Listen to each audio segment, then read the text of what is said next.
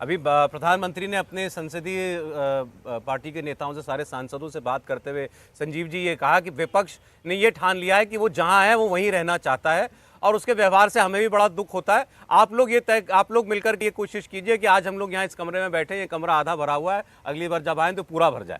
वो उनका कहना है 303 भी कम है, इससे आगे बढ़कर बात करनी चाहिए। देखिए, हमने पहले ही कहा कि पिछली बार 300 पार की जब बात हुई थी तो अब देश का संसद खतरे में है, और जब 400 पार की बात करें देश का संविधान खत्म हो जाएगा। एक बात आप समझिए जो बहुत जरूरी है, जब ये नया संसद सामने बन रहा था तो वहाँ सेंगोल लाया गया था और कहा गया कि ये न्याय का दंड है।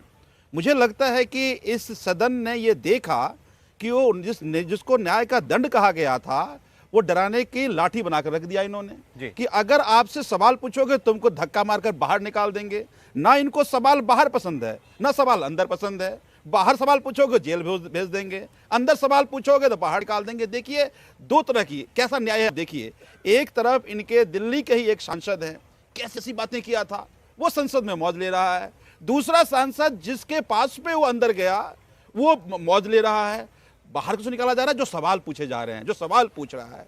तो पूरा देश ये देख रहा है कि किस तरह का जनतंत्र, किस देश का ये पार्लियामेंट, किस देश की तरह से संसद चल रहा है। लोग ये कह रहे हैं ये डेमोक्रेसी नहीं है, ये नमोक्रेजी है।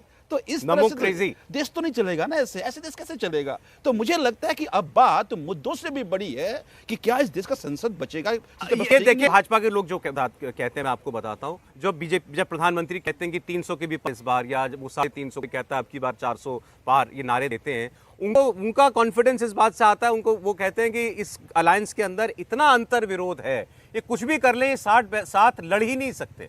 अब आप ही दोनों पार्टियां जो आप अगल बगल खड़े हैं, आम आदमी पार्टी और कांग्रेस पार्टी, आप जब दिल्ली या पंजाब की बात करने के लिए बैठेंगे तो कौन पीछे हटेगा, कौन सीट देने के लिए तैयार होगा? देखिए, यही तो जनतंत्र की खूबसूरती है। जब देश आज़ादी की लड़ाई लड़ रहे थे, अलग अलग विचारधारा के लोग, समझिए कि राइट के लोग, लेफ्ट के लोग एक साथ बैठकर देश की आज़ादी की लड़ाई की प्लान करते, देश आज़ाद हुआ। हम ये कहते हैं कि जब बात संविधान की आज़ादी के लिए लड़ रहे थे, यहाँ आप लोग एक दूसरे से लड़ रहे हैं। नहीं, यहाँ भी हम इस देश के संविधान की, इस देश संसदीय परंपरा की और इस देश में जो वादों के साथ धोखा किया गया जनता का, उसके खिलाफ हम लोग लड़ रहे हैं।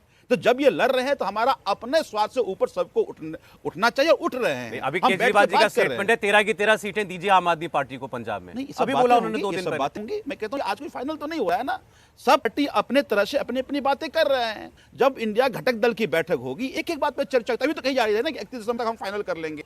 तो आज जो शुरुआत है, जो बातें हो रही हैं, सब बैठेंगे, बैठ के तय करेंगे।